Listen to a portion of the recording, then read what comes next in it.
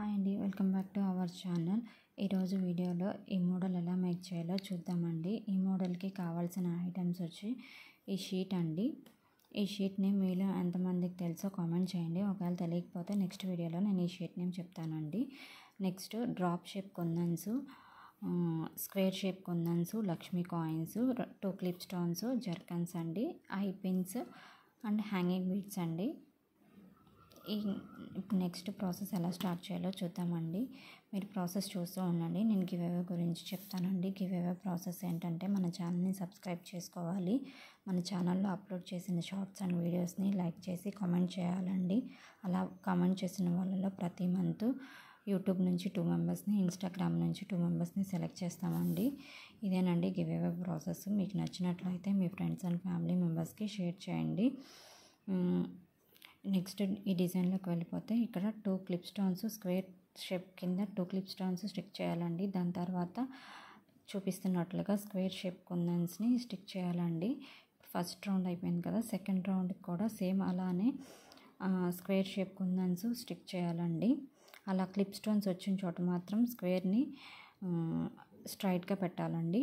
చూపిస్తున్నట్టుగా వీడియోలో చూపిస్తున్నట్లుగా పెట్టాలి. నెక్స్ట్ లక్ష్మీ కాయిన్స్ని స్టిక్ చేయాలండి. లక్ష్మీ కాయిన్స్ నేను ఇక్కడ 7 తీసుకున్నానండి. ఇటు సైడ్ 3 కాయిన్స్, మిడిల్లో ఒకటి, నెక్స్ట్ ఇటు సైడ్ 3 కాయిన్స్ తీసుకున్నానండి.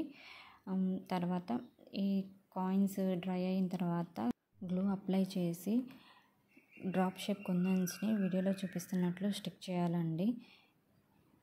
ఇలా స్టిక్ చేసిన తర్వాత కొంచెం ఇది డ్రై అవ్వడానికి టైం పడుతుందండి. ఒక 5 మినిట్స్ పక్కన పెట్టాలండి. ఈలోపు మనం యూపిన్కి హ్యాంగింగ్ బీడ్స్ యాడ్ చేసి మనకి ఎంత సైజ్ కావాలో అంత సైజ్కి కట్ చేసుకోవాలండి. అలా నేను ఇక్కడ ఈ వీడియోలో ఈ డిజైన్కి 13 హ్యాంగింగ్ బీడ్స్ తీసుకున్నానండి.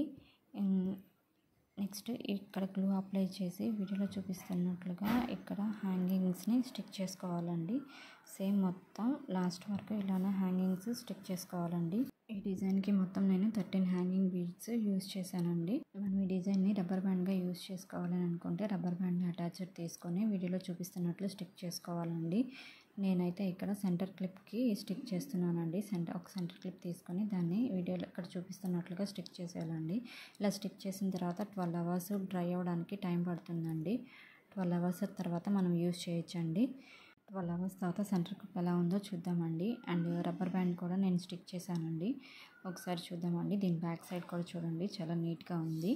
వీటిలో సెంటర్ క్లిప్ బాగుందా, రబ్బర్ బ్యాండ్ బాగుందో కామెంట్ చేయండి. Thanks for watching.